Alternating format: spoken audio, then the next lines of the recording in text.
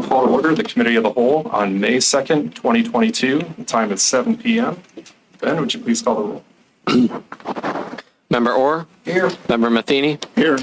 Member Volt? Here. Member Shora? Here. Member Wyrick? Here. Member McLeister? Present. Member Warren? Here. 7 present. Community and economic. Thank you very much. We have for consideration tonight a second discussion about the registration of rental units. The purpose tonight will be to open the floor for questions or comments. And then, if it's council's will, to move this for the first of 3 votes. Let me begin. Let me just take a step back. Does the administration wish to open the discussion at this point, or would you prefer to hear from council? I would just note that if you look at your draft, there were some changes that were made to it based upon the discussion from the last time. So I would just make sure that you're aware of that, to some of the issues that you wanted to have in the event of like a hardship in particular on the registration process, that we had some sort of a discretion there that in the unique circumstances that someone could grant an exception to the 90-day requirement. So I think we've worked that in there for you. Other than that, we're open for any other comments. Or Let me start then to my left with Mr. Orr. Do you have any questions or comments regarding this matter at this time? Not at this time. Mr. McLeister? I have a few comments that I'd like to make. I am in support of rental registration. I think it's important to have that in place. I'm not in favor of the legislation as it's written at this time. I think what we have in front of us is 2 pieces of legislation tied into one, and that we need to separate those. I believe that rental registration needs to be for all rental units in North Canton, not just a select few. I think that the registration needs to be an online process for all of the owners, that they can go online, register, update, change, make their payments. And before we vote on that type of legislation, I would want to know what the cost of that software would cost the city. It's part of the process, and what is that expense going to be? I think that under the current legislation, with the inspections taking place in the fall, I still have concerns of coming out of this pandemic. It's proven the last 2 years that there are spikes in the fall, and I'm not sure that it's in the best interest to have inspectors going out into homes where they may not be wanted or there may be other issues with illness, COVID, all the whole gamut that brings along. It's concerning that we're only doing a partial registration. We should be responsible for all of the issues within the city, all of the rentals, the tax that we discussed about collecting income tax should be ensured that everybody is registered and everybody is paying their appropriate and fair share of the tax. And whether there are issues, nuisances, regardless of the rental unit size, should be addressed specifically and not partially. So if this legislation were separate into 2 pieces, a full registration of all rentals, and then tackle the nuisance side, the maintenance and the safety side of the tenants, and how we tack that in terms of size or scope or ability to people, can be addressed separately. But together, I am not in favor of this legislation. I'd like to respond, although, I'm not here to debate policy with the council. Here to provide information. As far as, separating it into 2 separate pieces, separating the first part out would be problematic from a legal standpoint. because under a rental registration only program, you would have a court challenge of what value are you providing to the people who are registering their property. So ostensibly, someone could argue that there is no value to me as a property owner to register with you. Therefore, this is not something that would hold muster. So the part that is the part that makes it past legal standards, but also gets to the heart of the matter from our standpoint is the licensing part. So that's not that we get around it, that's just a byproduct.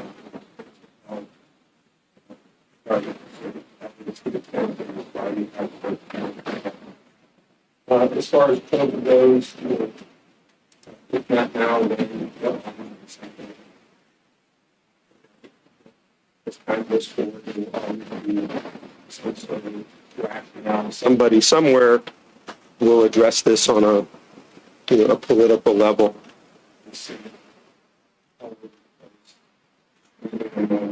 Tonight,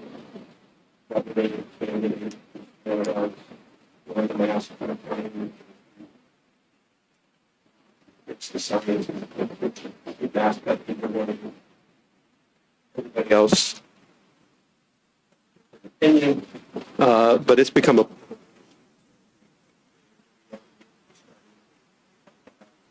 certainly made sense 2 years ago when we didn't know as much as we know now. Then as far as the possible software, it becomes a model that we end up going with. On the high side, it's about 15,000.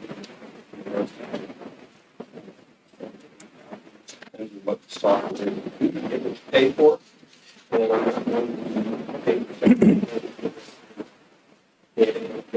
Looking for it. Some of them just don't. What value is the registration providing in the city? I'm sorry? What value is the current registration in this legislation providing the city? It's the registration and licensing. What value is it providing to the tenant or the landlord? It gives them the inspection certification that they're living in an environment that is safe from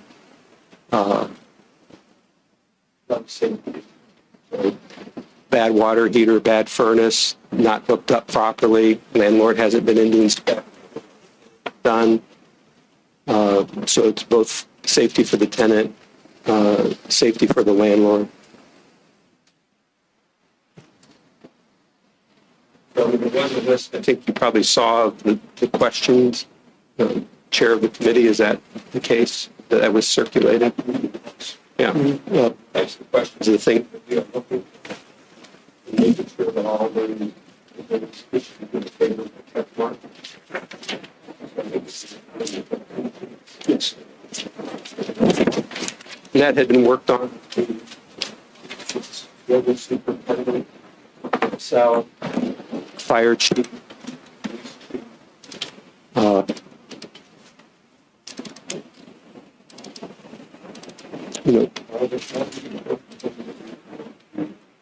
Okay.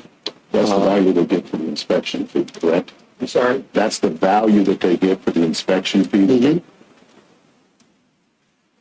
And then, we've been sensitive to this in my discussions the last go around with the Board of Realtors. For instance, the change of tenancy. Somebody moves in, somebody moves out. Session to them, we're going to come back in, inspect, make sure that the tenant that's leaving didn't do something unintentionally or intentionally. Property that the landlord or not landlord.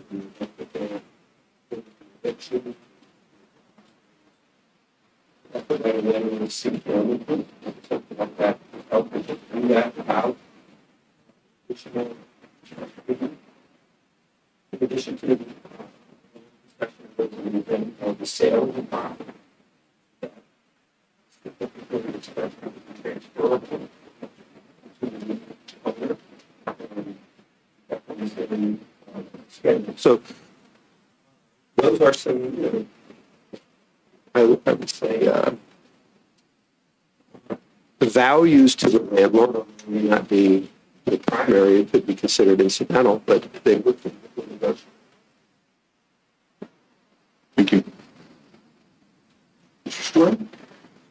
Yes, thank you. I'm in favor of this sort of legislation. For the first point, for safety. I think that rental registration would provide that guide for safety that doesn't currently exist. Number two, for the point of registration, not only to know where the rentals are, but also to potentially track them down for non-payment of taxes, which is a much worse problem than we ever met from some sample data that we took.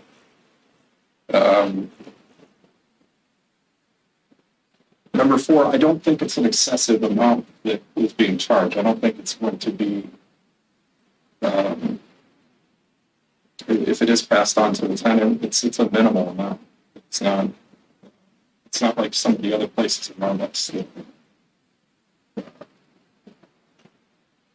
cost per year on top of what they're doing on registration. I think it's cheaper. I think this is a good point to start. If people want to make changes, I think it's up to council to add part two to this. The administration has spent a long time on this, and I think they've drafted a good starting point of legislation. I think ultimately it would be great if we could combine and have everybody on one list. But I think it's too heavy of a lift to start with. I think you have to figure out what your community is made of. And there's got to be a starting point too. And I think this is a great starting point. But I really do want to take a look at the taxes. I see it in my own practice. And I've corrected people, new clients coming in, that they don't feel that if they live in a township and they have a rental in the city, they feel that they don't have to pay taxes in the city for that rental. They don't understand it. And there's a lot of people out there. There's people that are using automated services to do their taxes that don't even scroll down to the local filing. They just don't even file them. This carries over into rental. So, those are my thoughts.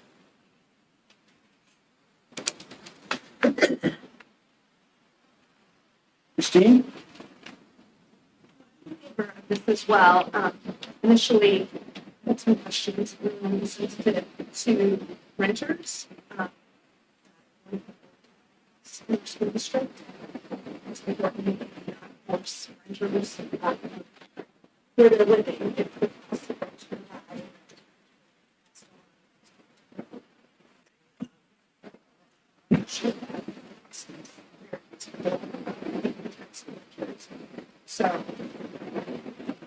So that also we looked at neighboring city buildings as well.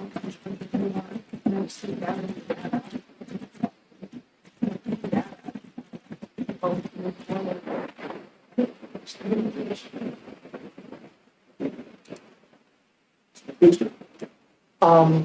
Yeah, I'm in favor of it as well. I think I found myself, when we first discussed it, slightly over on the in favor side, but so I've done more research, talked with more people about the taxation issue, and I bet if I sat down with you and you enlightened me even further, I mean, I didn't realize that there was a possibility that a lot of these rental property owners are not paying taxes. So to me, that's huge. So I'm a resounding yes. Back on the safety side of things, I certainly see value in ensuring that our tenants in our city are living in safe properties. So I see value from both sides of things. I will add, I do support a point that Matheny has made. I do also agree that at some point we should be registering all rental properties, but I agree as President Stroya said, that we need to start somewhere. I think it'd be too much too fast all at once if we just said we're registering all rental properties. So personally, what I would like to see is I hope that we pass this, and I would like to see a review of this at the end of next year, And provided everything is smooth sailing, I would like to see maybe the subsequent year, maybe 2024, bring in registration for all the properties.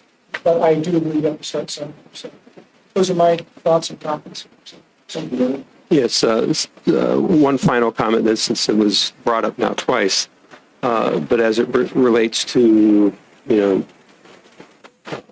taking some of these on now and then a future council coming back with a policy corrective to expand this to other larger rental units.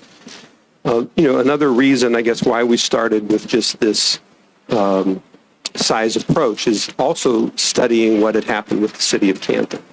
The city of Canton tried to start a rental registration licensing program, and they ran into a major issue in that they tackled everything at one time, and they found that their department was unable to provide the inspection in a timely manner. And that was challenged in court, and the court sided with the landlord that, yes, you're paying a registration and licensing fee. Okay, we're okay with that, but you have to provide this value to them in a timely fashion. And their inspections were running months and months and months and months behind, and the court found that was inappropriate. So that's a case of, perhaps biting off more than you could chew.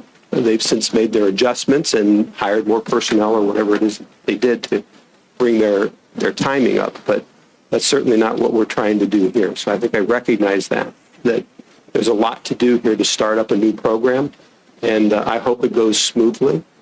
And we will certainly make an effort to make sure it does go smoothly, but, stuff happens, and we have to adjust to that. Can I flip that around then? If it's a size issue and a manpower and maintenance issue, what if we go after the very largest apartment complex, determine whether or not we can handle that, because it's all in basically one location, it's one owner, and the turnaround time and the inspections and stuff like that could be easily accommodated. Well, I think in that respect, in my opinion, a lot of detail of that.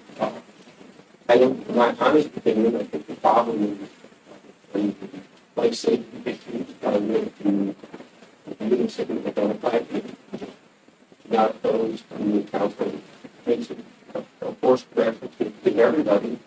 But I think, when we look at larger units, we're going to find that those have deeper pockets, bigger liabilities, because they largely keep their properties safer.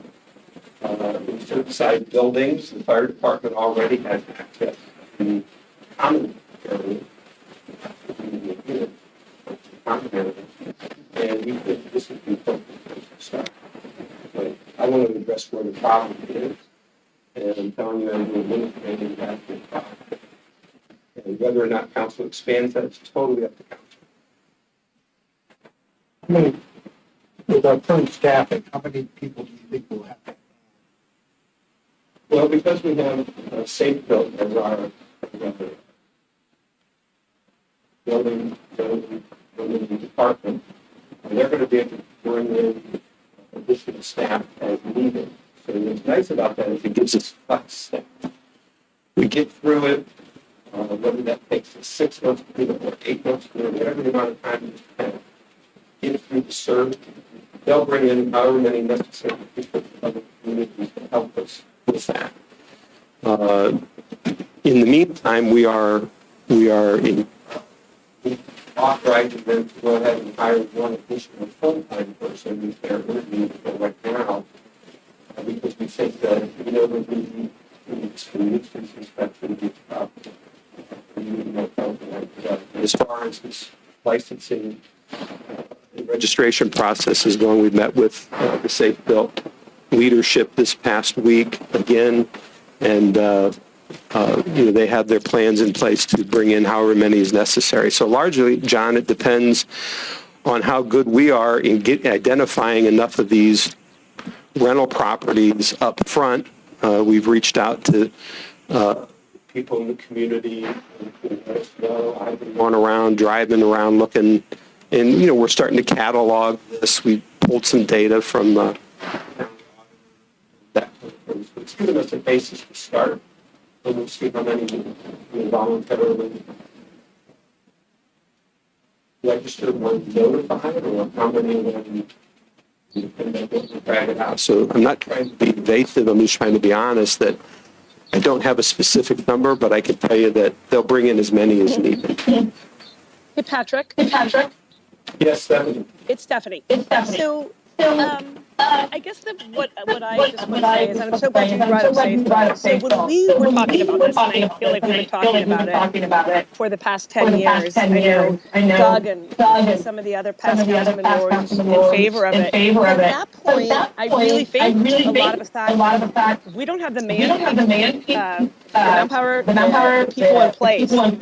Since we've had Safewell, it's completely changed how we've done things, our collaboration with others, getting jobs done. And now you have that in place, and it just seems like at this point, it's the perfect time to do that for all the reasons that everybody mentioned. And I can appreciate what Dave said, and like, why aren't we going gangbusters on this? But I also know what happened in Canton, and kind of saw the struggle, and it didn't go as well as I thought.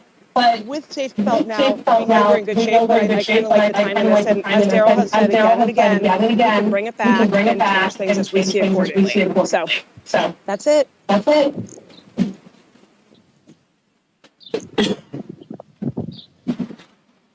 Thank you, sir. I guess as I look at this, I think that probably over a third of our housing stock is rental property.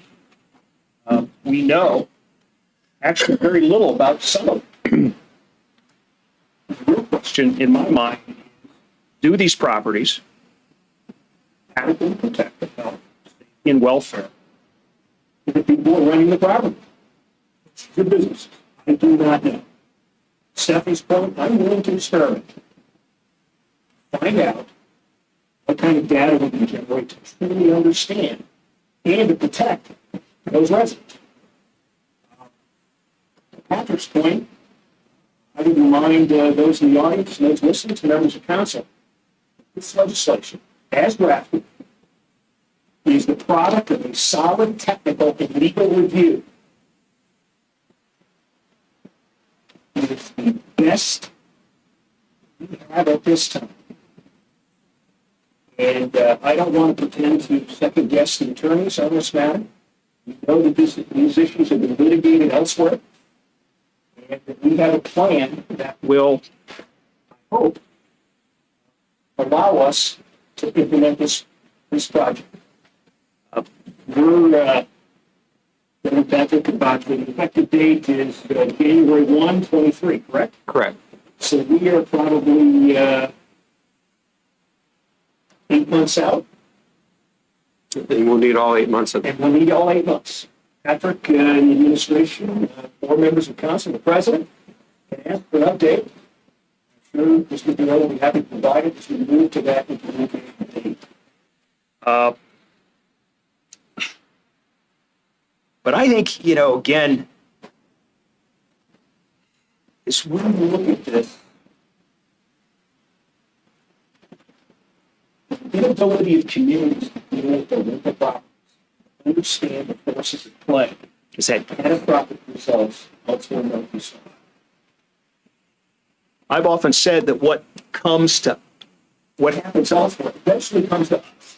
It's just yeah. And I would argue that one of the concerns is one of the old guys is that we're going to find ourselves like Cleveland or Akron because they didn't identify what was occurring in the rental marketplace early enough, and then they had real problems. Little stuff like lead pipes, for example.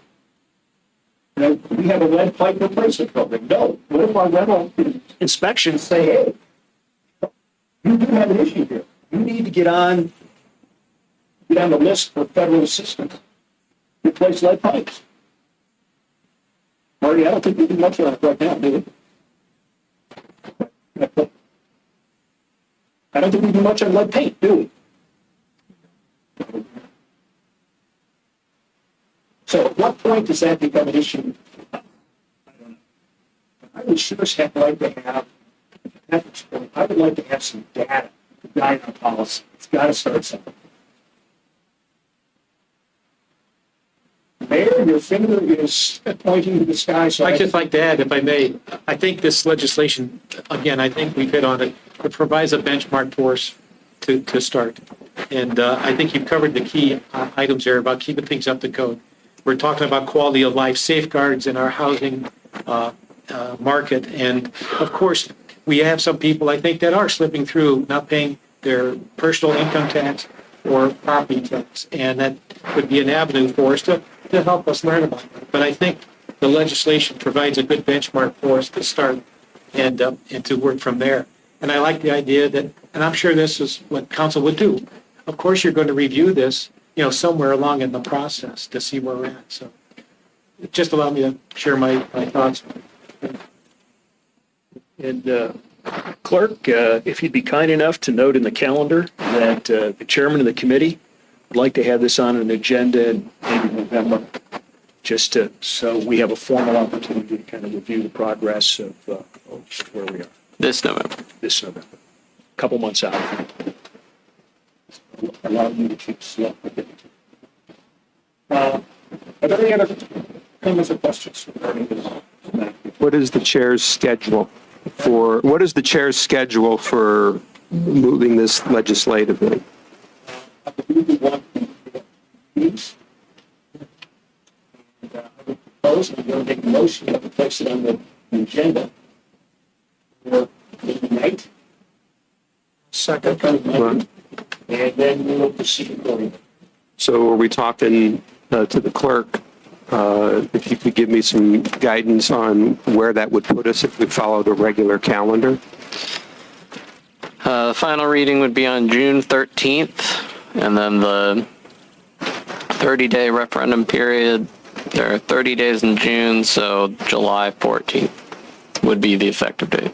Mr. Fiorio, I would also remind you that the president of the council or the mayor can call special meetings, and we can consider it on other dates if it is their pleasure. Well, I will advise you that we will take that under consideration and let you know, but I would tell you that, from the standpoint of the administration, executing a professional service agreement for software is not going to be made until we know that the legislation is final and passed and goes into effect. So we're looking, you're pushing my calendar for sure. The duly noted, and well, I appreciate the authority that you granted me. Special votes rests with the president of council. We'll look at this. So I'll leave you two to work out the details.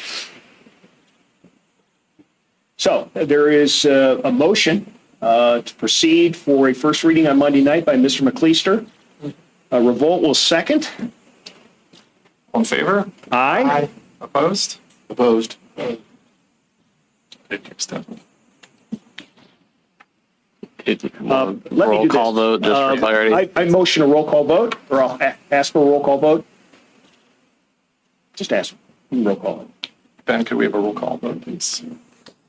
Member McLeister? Yes. Member Wyrick? Yes. Member Shroya? Yes. Member Revolt? Yes. Member Matheny? No. Member Orr? No. Member Warren? Yes. 4 in favor, 2 opposed. I counted 5. Or 5. Yes, I can do math. Okay. Very good. Thank you. Moving on to ordinance and rules. Okay, so I just want to make a note that these are going to, all these 4A through G. G. We are going to bring these back to committee in June, so nothing is going to be moved forward tonight. So this is going to be. So, that being said, gentlemen. Yeah, thank you very much. So yes, right off the bat, as President Shroya said, we are not asking for any motions to move forward this evening. The hope is that you will take the next month talk to constituents, get some feedback, clarity, and then we'll come back in June. And that's also for to line up with the timeline of when to pass things to put on the ballot. So if you'll all grant me leave, I'm just going to start going down the list, and please interrupt me whenever you have questions or concerns. So 4A, amendment number 1. This would alter the charter to establish 4-year alternating terms for elected officials beginning on January 1st instead of December 1st each year. For a little data color to this, 80.8% of municipalities in the country have staggered terms for their council members. 64% have 4-year terms for their council members, and 49.4% have 4-year terms for their mayor. So this 4-year staggered terms methodology seems to be tried and true pretty much nationwide, not just in Ohio. The mayor told me the other day, I believe that he is the only mayor in Stark County whose term is not 4 years. So we are kind of the odd duck out at this point. How would that be divided up? And council at large and mayor on one election, the 4 ward on another election? Yes, so how this is currently written is exactly as Member Orr described it. So at-large and the mayor would be on one rotation, and ward council members would be on the other rotation. So 4 people up for election each rotation. And how the language is written to make that happen is, if adopted at the next municipal election, ward council members would still be elected for 2 years, and at-large and the mayor would be elected for 4. Then 2 years later, the wards would be elected for 4 years, at-large and the mayor wouldn't be on the ballot, and then we're off and running with 4-year staggered terms. So every 2 years, 4 people would be on the ballot. And then changing the start date to January 1st matches to our fiscal year, our calendar year, and pretty much every peer entity that I could find. Any other questions on that one? All right. The next amendment alters the special meeting notice provision. So tried to take a little and give a little here. So currently, for special meetings, the clerk of council is required to hand deliver notice to all of you that there will be a special meeting, unless you have waived that notice, we have some other agreement, or if you showed up at the meeting, regardless of whether I gave you notice or not, that is considered proof that I did somehow give you notice. So this proposed amendment would replace all of those provisions with just a simple requirement that I must give you notice in writing for every special meeting at least 24 hours in advance, period. So this will allow me to send you an email or a Teams chat instead of this hand delivery with exceptions. So there would be no exceptions anymore, but the method of delivery is simpler. Questions on that one? All right. Amendment number 3, 4C. This would eliminate or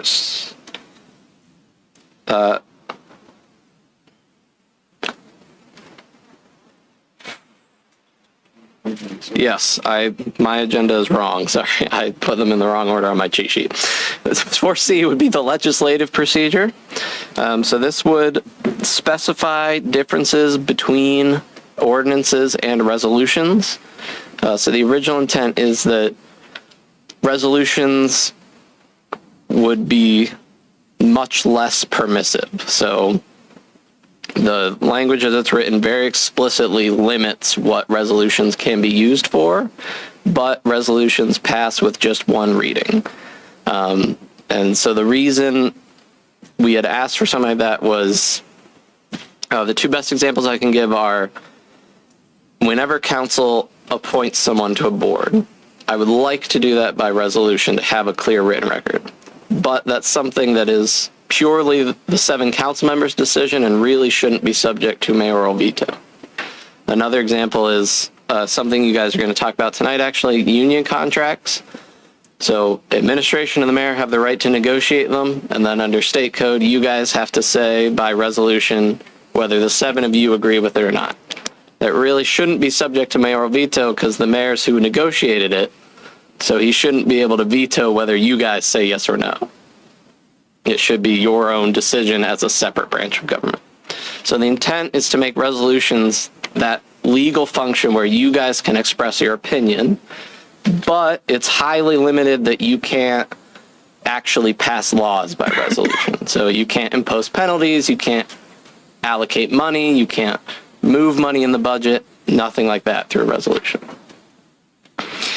In addition, the Charter Advisory Board also recommended lowering the number of readings for ordinances to 2 from its current 3. So we have some questions about that.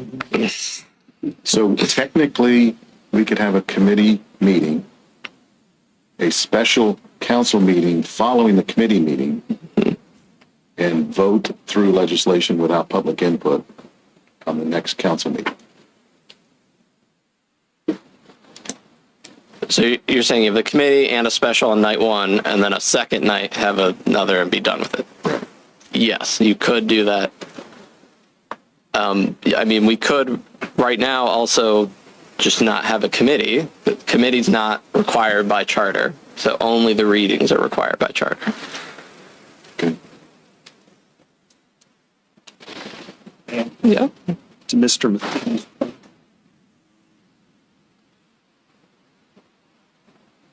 I find myself in opposition to two reading. Readings are pretty standard for legislative bodies. I think two readings can be used under certain circumstances. And in our business, Optics matter. we should be deliberative. Unless there's a true emergency. And then we have to conduct something. So I would We should stop this. I would always say this, that you, this council and the previous council were blessed by terrific working relationships. We did not serve to truly to complement. We shall remain leaders. But the potential for shenanigans is very real. Hence the desire for deliberation.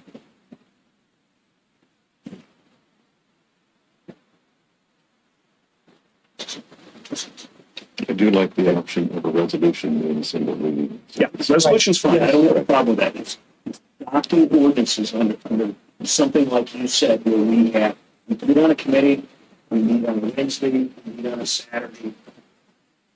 Sometimes I would be first to admit, as mayor, I get a Monday, I get a Thursday, and I get a Saturday, because I couldn't get an emergency on the East Maple water line. We had to get moving. But we had plenty of discussion before. So. Just, we don't need to belabor. We'll have plenty of time to discuss. Yeah, and it is certainly within council's power to decide what the final ballot language says. So. Any other questions on 4C?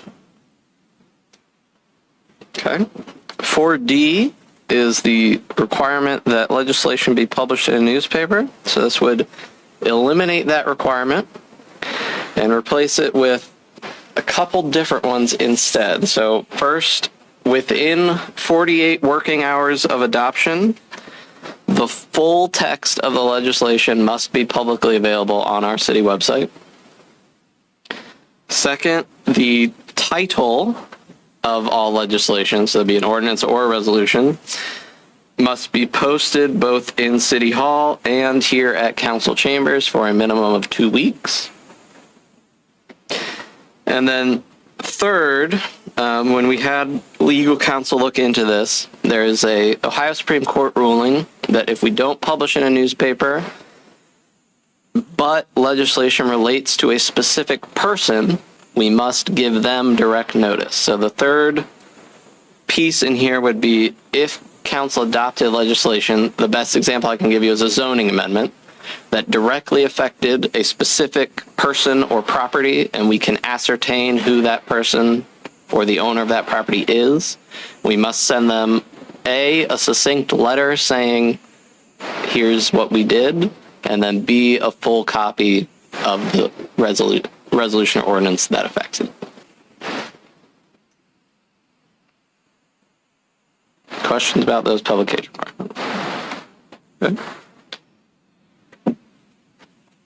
4E would eliminate the two remaining budget deadlines that are in the charter. So back in 2017, a charter amendment submitted by the full advisory board then specifically clarified that the fiscal year was to be the calendar year, and it eliminated two deadlines from the old tax budget process, but two deadlines from that old tax budget process are still in here. So the first one is that it says the director of finance must provide council and the mayor with a list of anticipated revenue for next year by May 15th, which is impractical due to the fact that less than half the year has gone by.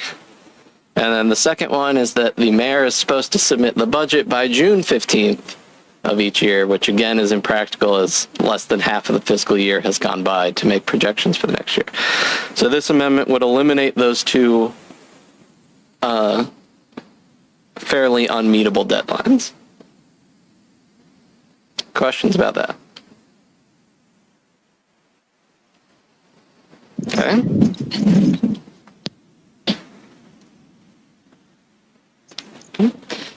Hey, Ben, no questions, but just it's kind of crazy to think how long it's taken us to get these right. So, thanks for that. Getting us on the deadlines. We're actually manageable. We can all thank Gina for pointing these out. I agree. So 4F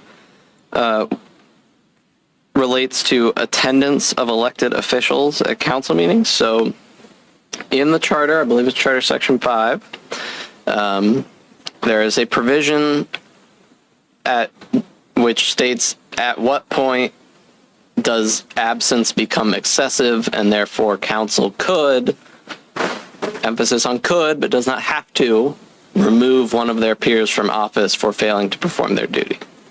Right now, that standard is 3 consecutive meetings. So if I'm an awful council person, but as long as I show up to every third meeting, I'm safe. So this would change that to be 5 meetings in a calendar year, which some of you already sent me the question ahead of time. How did I come up with 5 meetings? And so the 5 meetings is based off of the assumption that council will have roughly 50 meetings in a year.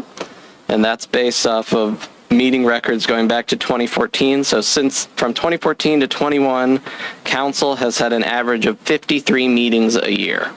And the important caveat to that is that that's meetings, not meeting nights. That was going to be my question. So if you had 2 meetings on one night, that would count as 2 absences, not 1 absence, because you've missed 2 meetings.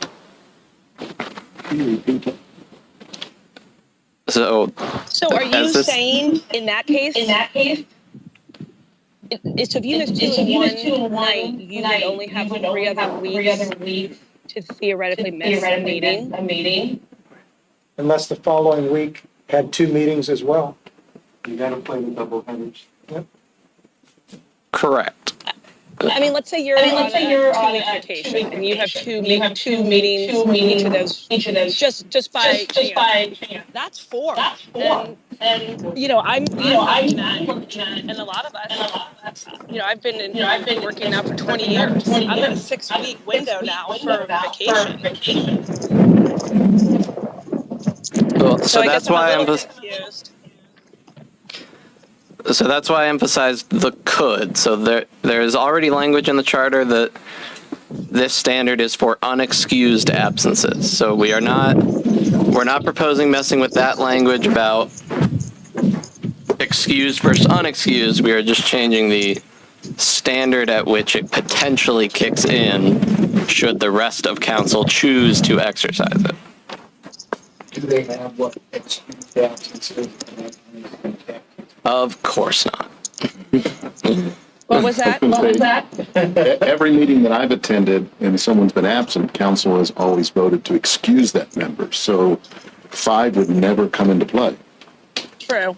That is true. If council always excuses its members, 5 will never come into play. So this provision exists for the truly bad actors of the world who are not doing their job. But like I said, as it's written now, as long as I showed up every third time, you could not use this provision against me. But obviously, if I showed up every third time, I'd only be there a third of the time, and am I really doing my duty as a council person? So, did you look at other amendments? I'm sorry. Like when you said, where did you get 5? Where did you get 5? So the 5 is based off of meeting records from 2014 to 2021. So Right. Yeah, go ahead. I get what you said, but I just don't understand how you came up with 5. So there were 52 meetings. There weren't 52 times that we actually met, but then where did you come up with 5 as a number? So 5 out of 50 meetings would be 10. You miss 10% of all meetings in a calendar year. Okay. So basically, you're at a 90. You're at an A average.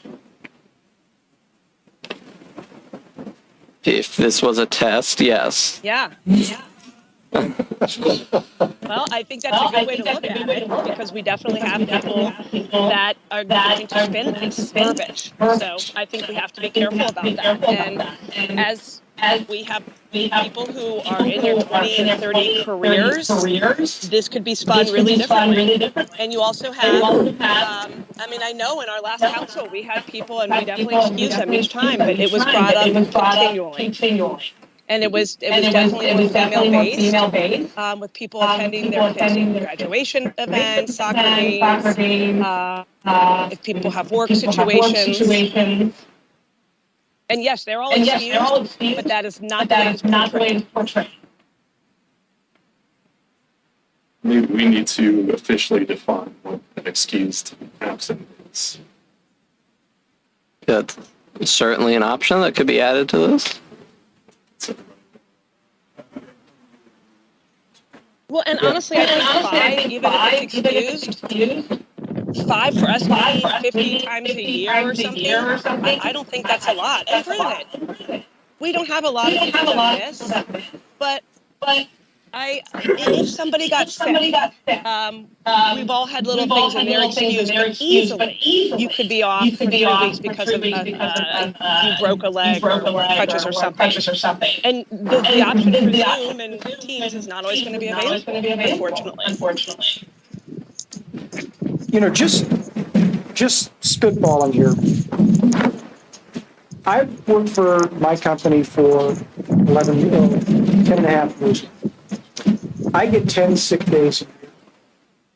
But as a full-time employee, that's what are we thinking, 20 working days per month? So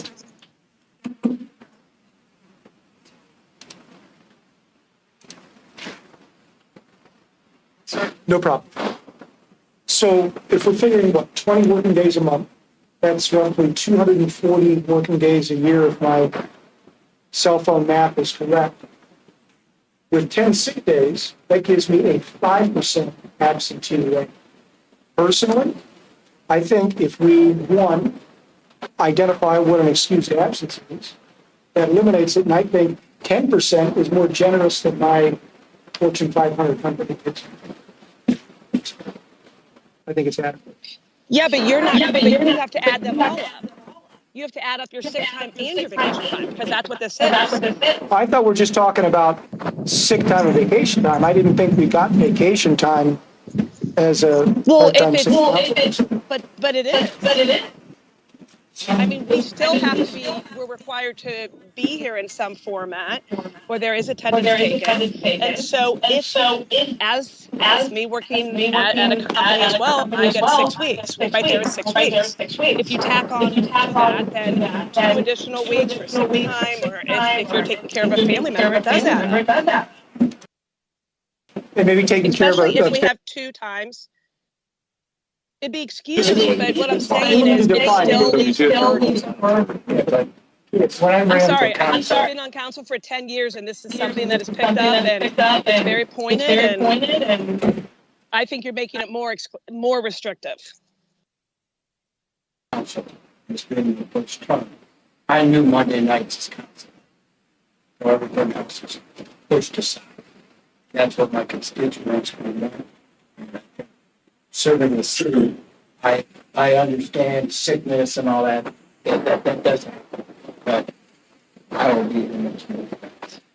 Member Orr, I agree with you 100%. Sadly, earlier this year, I missed my daughter's band concert because it fell on a Monday night. I made a commitment to be here Monday nights. I think about the only thing that would keep me away would be a sickness, a company meeting where I'm required to travel out of state.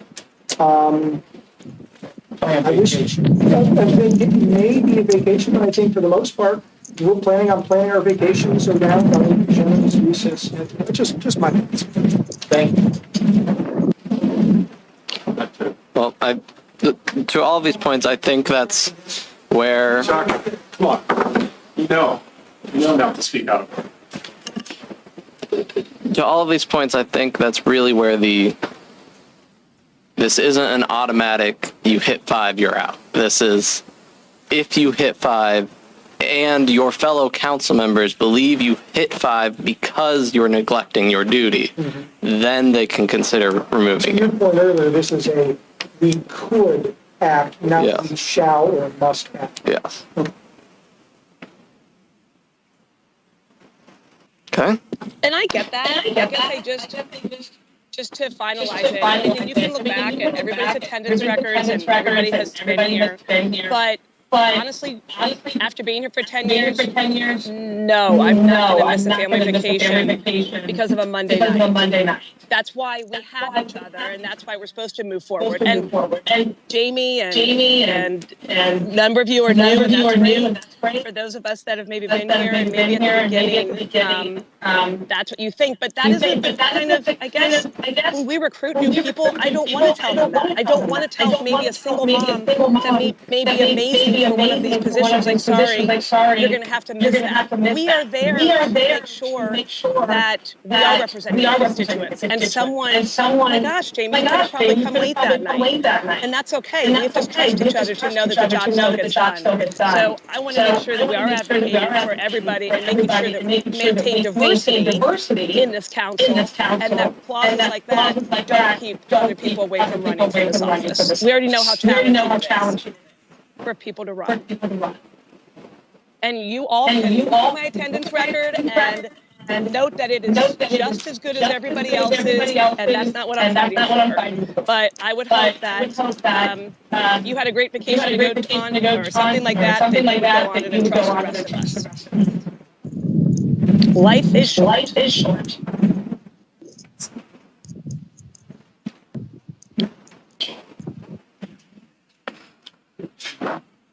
Anything else? I'll go on to the last one.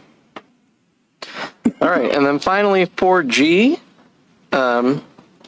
would be to permit more frequent full charter reviews. So this sort of charter advisory process we're doing here is to use council's power to amend the charter, trying to get as much constituent input as we can along the way. Adding this clause would let you guys call full charter reviews more frequently than every 10 years, which was initially the path we were going to go, but then we realized the charter, as it's currently written, didn't permit that. So here we are. Yes. We have this amendment suggested that we are going to eliminate the publication in the newspaper. And that review? That's an Ohio. That's from the Ohio Constitution, so I cannot supersede that. Can we add website to that? Certainly, yeah. I mean, we're changing it. We might as well change it. Yeah, Add the website. certainly we can, yeah. But we can't. We can't eliminate publishing in the newspaper because the Ohio Constitution requires it, and we cannot supersede the Ohio Constitution. I was just a little curious who the Carter Review Commission is. The advisory board, you mean? It says Carter Review. It's you. Yeah. Is that Jamie? Yeah, it is. Oh, I have a typographical error. I also found just another error. Actually, it's in the PDF in section 1. As I said, under the proposed charter amendments in Canton, the first small type line, the proposed amendment to charter, whoops, I hit my iPad. The proposed amendment to charter, Article 6, Section 6.04, removal from office. So I think, did you maybe carry something over? Yeah, so because section 5 is the removal from office, so I must not have copy and pasted. Yeah, I just did not. As I mentioned to some of you before we went, these will look substantially different when they come back in June. The first drafts we wrote, one of the attorneys and I were trying to make the ballot language short and understandable. Unfortunately, with the second opinion, we've been told the ballot language must include all of the former language and all of the new language. So the ballot language is going to be really long for some of these, just because that's what we have to provide. So these will look different when they come back in June, just to comply with ballot language requirements. Will we on our website provide an explanation change, much like you've done here? So voter, Or even one check. It's a public reading meeting that we have microphones here. It's not a public meeting for your camera to pick up the sound. We talk about this every meeting. Okay.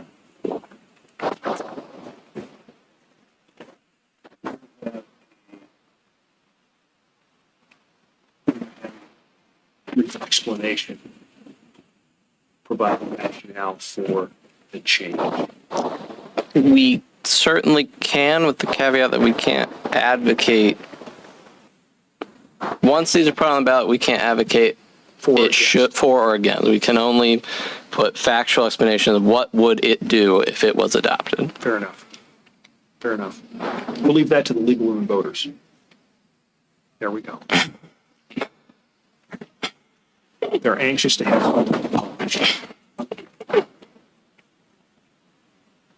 That is all 7 of the amendments that have made it to you guys. If you have something else that you want to send back to the Charter Advisory Board, it would need to happen relatively quickly. As per the ordinance, the Charter Advisory Board ceases to exist on July 1st. So you have pretty much this month to send something back if you wanted to. What would be about the latest time? With notice to give. Our tentative last scheduled meeting was the second Monday in June if we needed it. So June 13th was the last one that we told everybody. Beyond that, we'd have to organize the special date and time with the members of the advisory board. When would the extended verbiage on each one of these have to be done? Like, when would we have to pass a third reading? Well, the third reading, when would the extended verbiage be given to House Articles?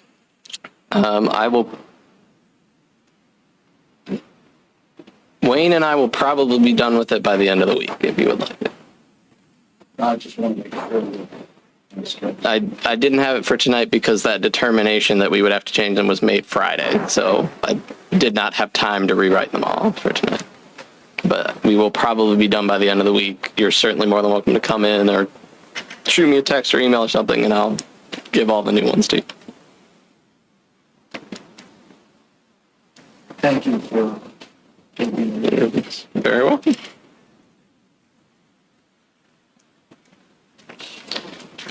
Any other comments?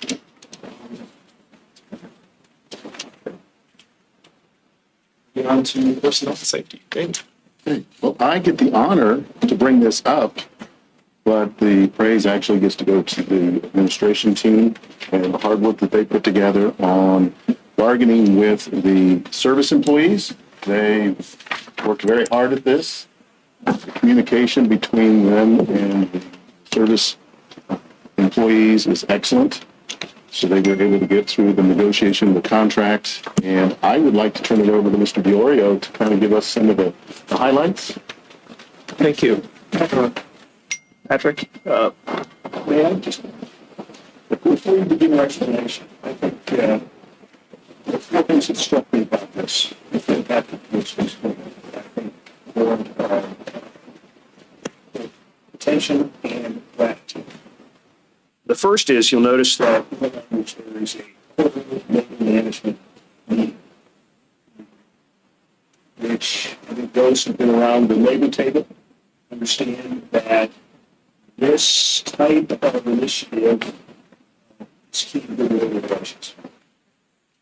the second is the Incentivization of qualifications.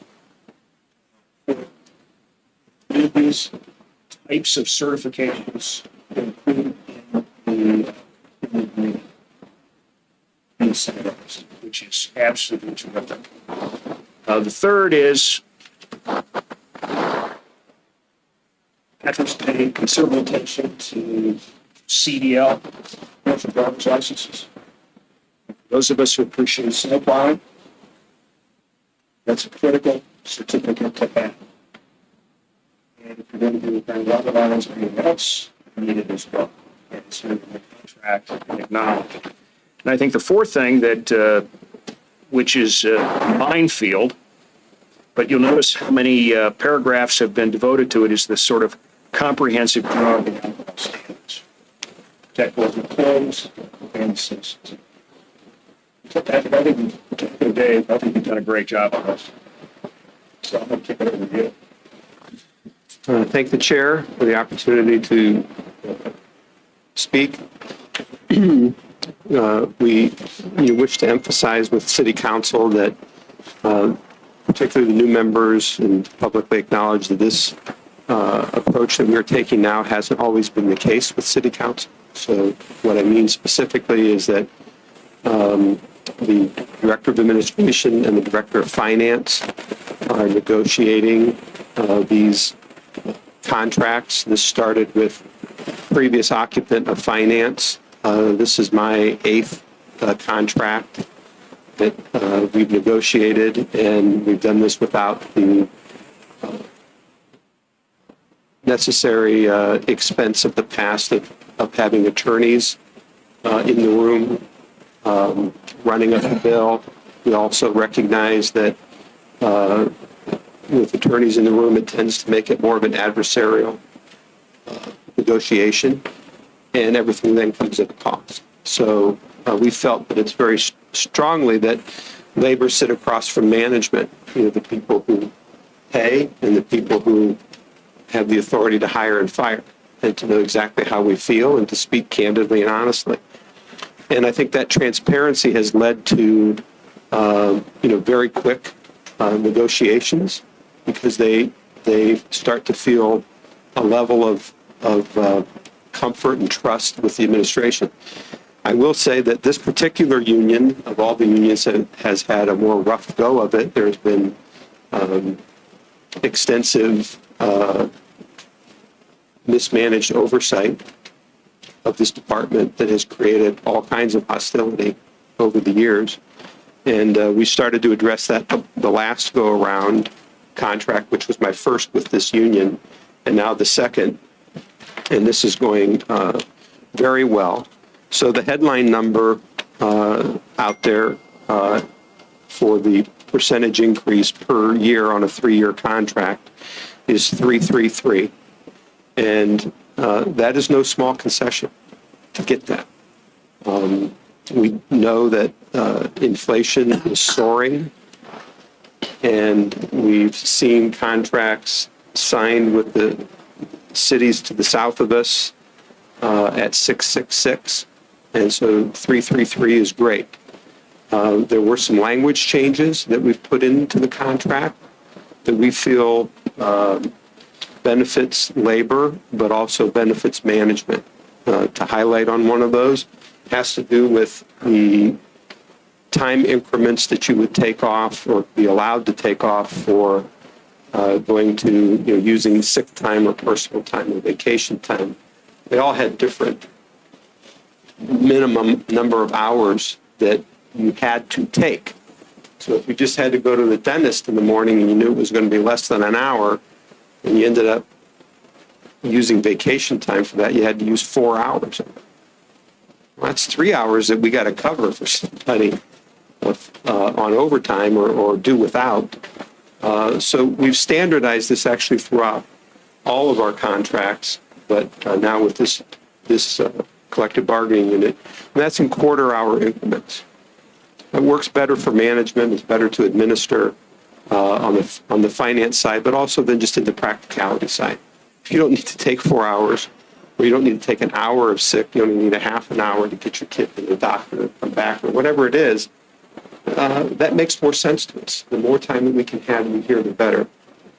The Labor Management Committee is an outgrowth of our healthcare committee, and as you recall, the city was very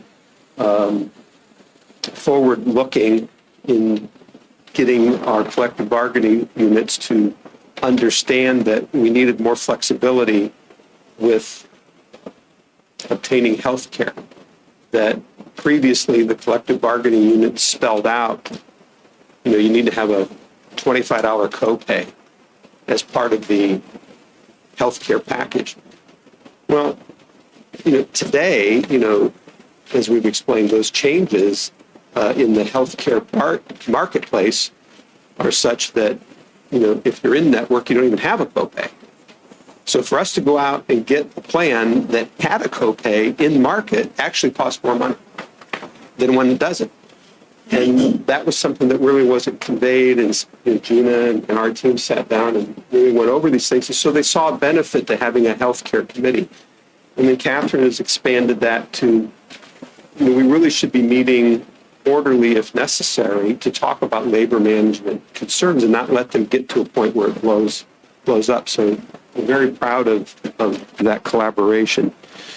We've tried to incentivize the members to continue gaining skill sets that benefit the city. That they're able to do more than just one particular task. There's a lot of things today that require, in this department, more licenses to be held, more continuing education to get.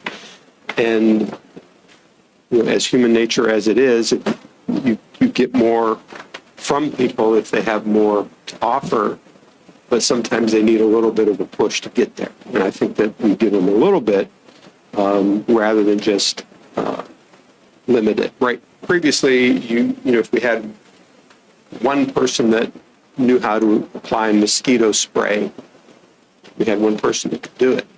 And if they were out on vacation and all that other stuff, maybe it wouldn't get done. So it'd be nicer to have more people with the certification so that we never really have an interruption of service due to illness or retirement or something along those lines. The commercial driver's licenses, federal regulations have changed, and they're making this, I think unintentionally, very difficult for municipalities. I understand the need on the federal side to make sure that long-haul trucking is done in a safe manner, but that's not what we do.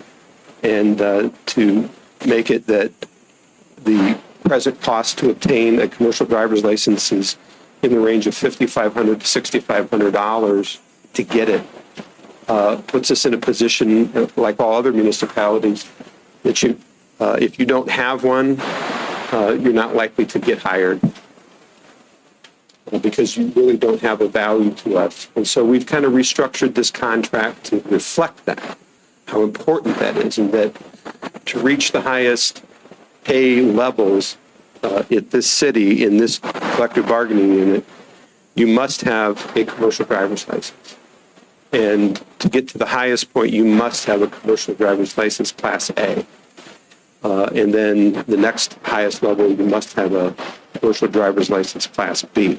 Absent that, you will not get to the two tiers that are at the highest. And so that's a way to incentivize people, but also to let them know with clarity what our position is on this. And the contract didn't have that before, and quite honestly was used as a means to arbitrarily, hold back members from advancement.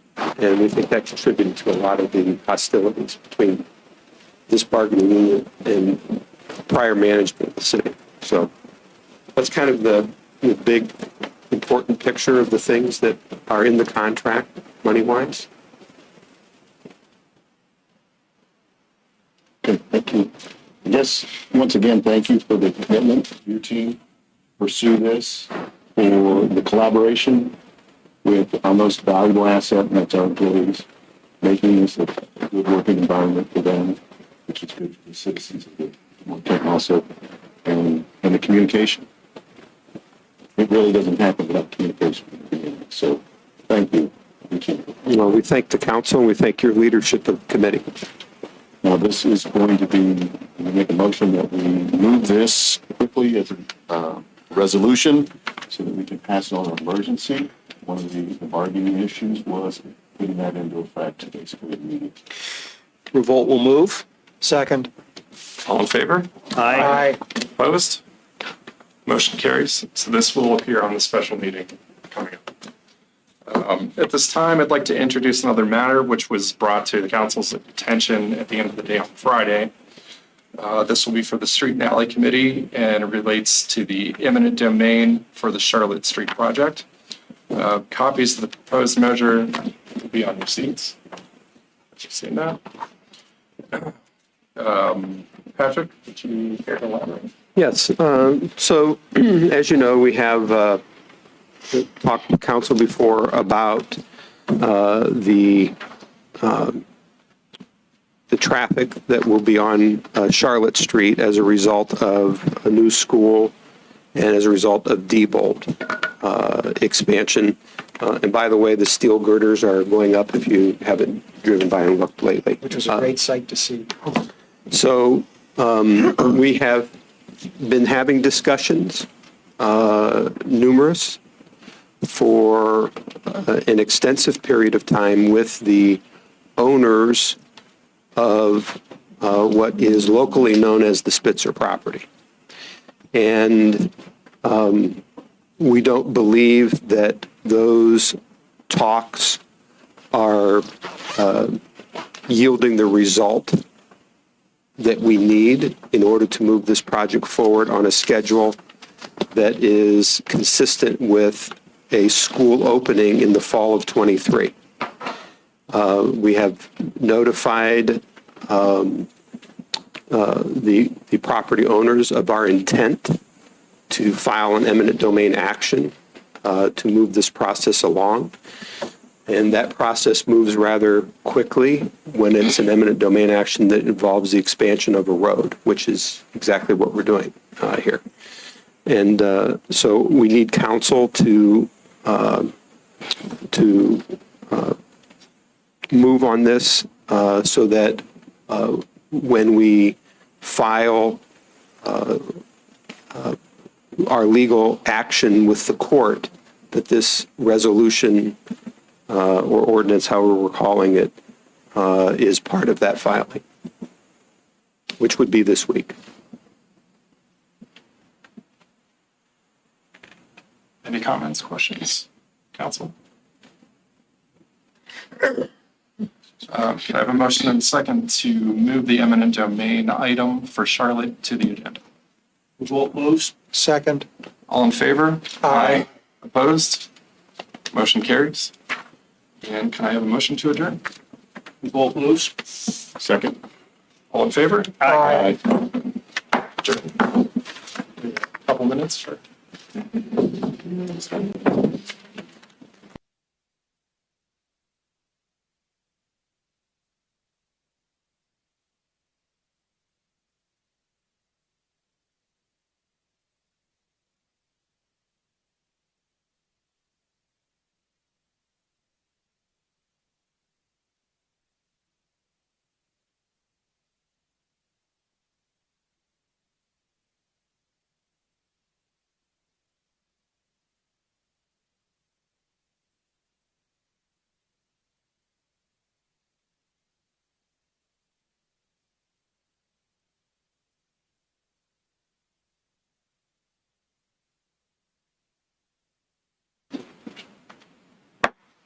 Yeah, now call to order the special council meeting on May 2nd, 2022. Time is 8:16. There.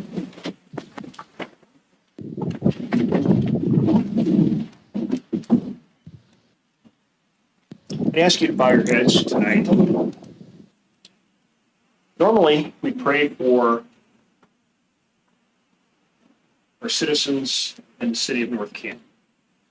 However, this evening, I would ask that we request that the Almighty hear our thanks for the life of Judge Lee Sinclair.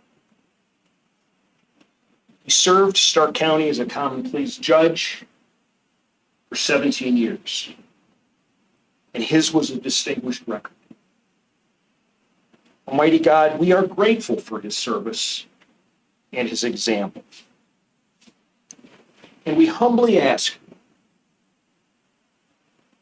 that you welcome him to the company of saints and provide comfort to his family and friends in their loss. Amen. I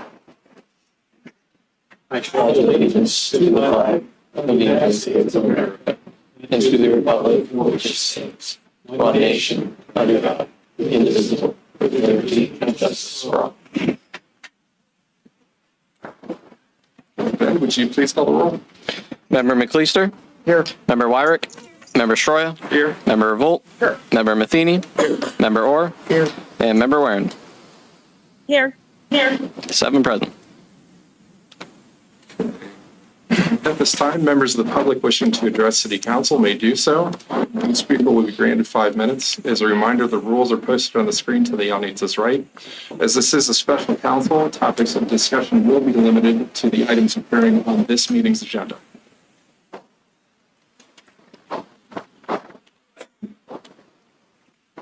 Chuck Osborne, 307 Fairview Street, Southeast, North Canton, Ohio. I'm going to take a stab and see if I understood what was just said here earlier. Are you adding this eminent domain action to tonight's agenda? No. You're not? What did you just say you're going to add to the agenda? Collective bargaining contract with the service. That's already on the, it's already on the agenda. Correct. Okay, so what appears on this is the extent of what we're talking about.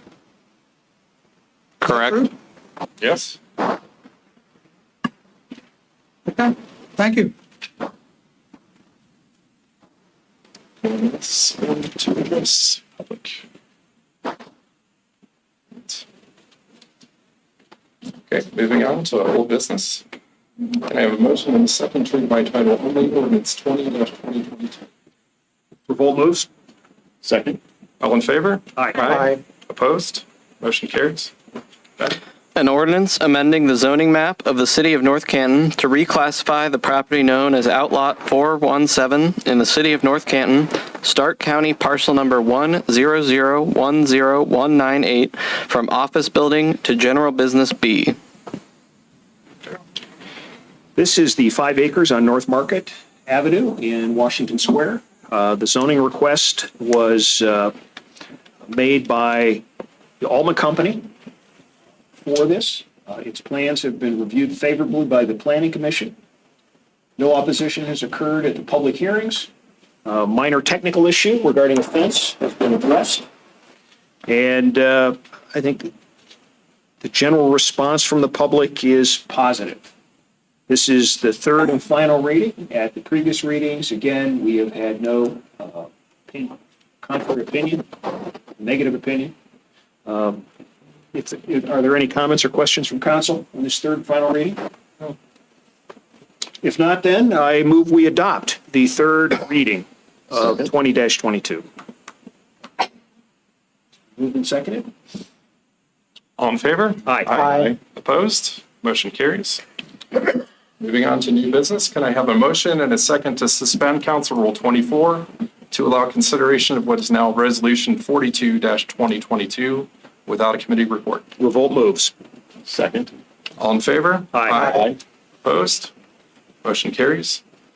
And can I have a motion and a second to read by title only, Resolution 42-2022? Revolt moves. Second. All in favor? Aye. Opposed? Motion carries. A resolution approving the collective bargaining agreement between the City of North Canton and the North Canton Service Employees as negotiated by the Department of Administration and declaring the same to be an emergency. So this is previously discussed in our meeting, the contract between the City of North Canton and our service employees. Administration negotiated the contract. We do need to pass this on emergency to make it effective immediately. In terms of the contract dictate. I think we covered all of it. Are there any additional questions for administration or anyone else? Seeing none, make a motion that we pass Resolution 42-2022. Revolt seconds. All in favor? Aye. Opposed? Motion carries. Can I have a motion and a second to suspend the rules of council requiring 3 readings? I'll move. Revolt seconds. All in favor? Aye. Opposed? Motion carries. And finally, can I have a motion and a second to adopt Resolution 42-2022 under suspension of the rules? Motion to adopt. Revolt seconds. All in favor? Aye. Opposed? Motion carries. And finally, can I have a motion to adjourn? Revolt moves. Adjournment. All in favor? Aye. Opposed? Adjourned.